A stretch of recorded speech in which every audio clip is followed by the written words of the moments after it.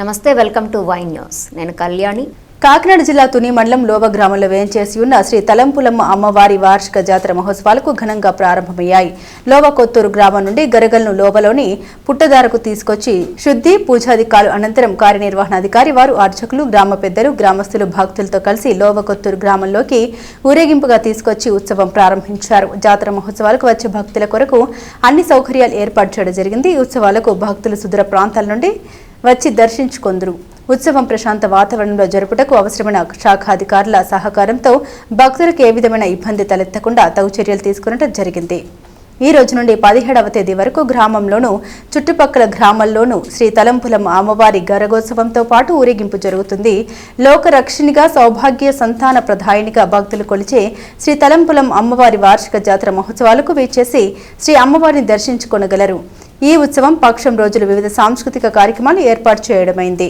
ఈ కార్యక్రమంలో Tuni rural SI దూరం మాణిక్యారావు, వంగలపూడి నాగేశ్వరరావు, లంకా కృపానందం, చిట్టిబాబు, పల్వెల శ్రీను, పలువురు గ్రామ పెద్దలు, గ్రామస్తులు, భక్తులు పాల్గొన్నారు.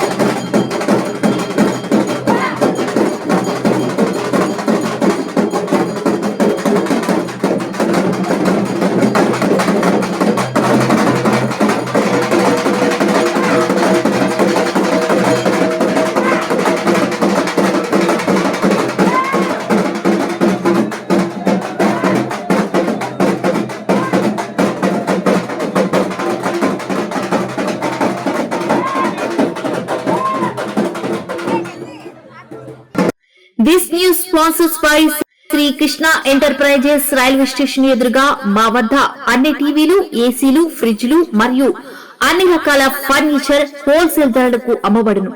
ఈ కృష్ణ ఎంటర్ప్రైజెస్ కు విచ్చేయండి. రైల్వే స్టేషన్ ఎదురుగా, main road, Tuni. Proprietor Tamarana Satyanarayana.